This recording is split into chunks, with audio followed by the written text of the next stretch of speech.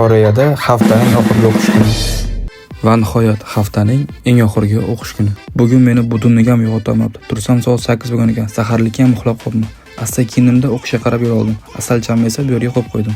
Seulda o'qiydiganlar bilishadi. Seulda odamni charchatadigan past baland yo'llar juda ham ko'p. Sizlarda ham shunaqami? Yaxshi ko'rinmasa ham o'yinni ko'rib qolsanglar, qarab o'tasizlarmi? Asta sekin esa universitetga ham kelib oldim. Katta xonada Vyetnamlik oshnam bilan o'tiribmiz. Oshna yasab olishga netchi? Bilsanglar, koreys tilida bir xil talaffuzli harflar ko'p. To'g'ri aytishni bunaqa mashq qildik. Yana esa zerikib ketganimizni ustoz ko'rib, APC o'ynadik.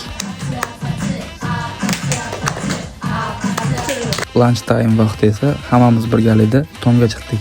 Aytgancha bizga yana bitta kursdosh kelgan. Universitetimiz oldida har kuni tekin kofe va bunaqa tekin choylar beriladi. Shu joyni yana bitta reklama qilib ketdik.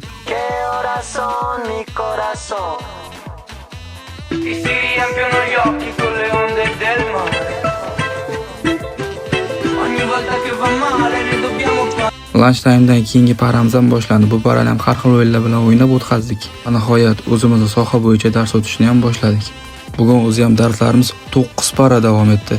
Ertalab soat 9 ga kelgan bo'lsak, 18:50 da universitetdan chiqib ketamiz. Tashqariga chiqsak, o'sha yomg'ir yog'yapti, hamma yer yomg'ir. Kundan kunga universitet qiziq bo'lgani sari vaqt o'tgani ham bilinmayapti. Qisqa yo'llardan yurib, uyimga ham tez yetib oldim. Koreyani sizga qiziq tomonlarini kommentariyada yozib ketsangiz, albatta obzorni qilishga harakat qilaman. Aytgancha, agar video manfaatli bo'lgan bo'lsa, obuna bo'lishni unutmang.